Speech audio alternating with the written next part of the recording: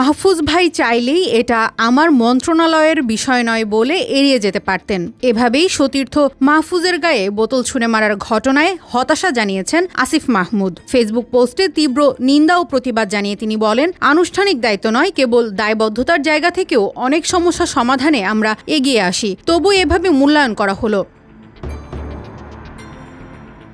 3 দফা দাবিতে আন্দোলনরত জগন্নাথ বিশ্ববিদ্যালয়ের শিক্ষার্থীদের সঙ্গে কথা বলতে 14 মে রাতে এগিয়ে আসেন তথ্য উপদেষ্টা মাহফুজ আলম। উত্তেজিত শিক্ষার্থীদের শান্ত করে মাহফুজের হাতে মাইক্রোফোন তুলে দেওয়ার পরপরই ভিড়ের মধ্য থেকে তার দিকে বোতল ছুঁড়ে মারেন এক ব্যক্তি। এমন অবস্থায় উত্তেজনা ছড়িয়ে পড়লে কথা শেষ না করেই সরে যান মাহফুজ। অবশ্য পরে তিনি কাকরাইল মসজিদের সামনে সাংবাদিকদের সঙ্গে কথা বলেছেন।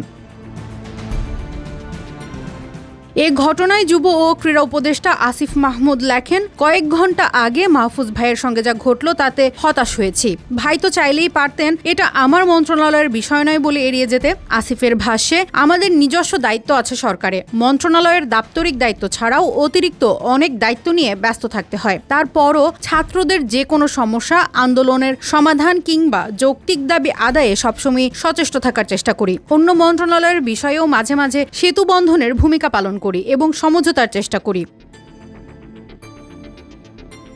ঢাবি শিক্ষার্থী সাম্য হত্যার ঘটনাকে ইঙ্গিত করে তিনি বলেন, আজকে সোহরাওয়ার্দী উদ্যানের বিষয়টিও আমার অফিসিয়াল দায়িত্বের আওতায় পড়ে না, কিন্তু দায়বদ্ধতার জায়গা থেকে উদ্যানকে নিরাপদ করার উদ্যোগ নিয়েছি।